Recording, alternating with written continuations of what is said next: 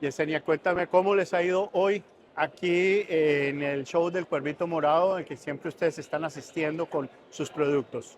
Muy bien, la verdad es que ha habido mucho cliente y bueno, pues nosotros tenemos aquí todos nuestros productos, estamos dando pruebas de tortillas, de arepa, para todos nuestros clientes que se puedan animar a probar nuestros productos. Nuestro nuevo producto es Juana, bueno, y es un producto que está hecho especialmente para arepas, que también se puede usar para hacer popusas, para hacer hallacas.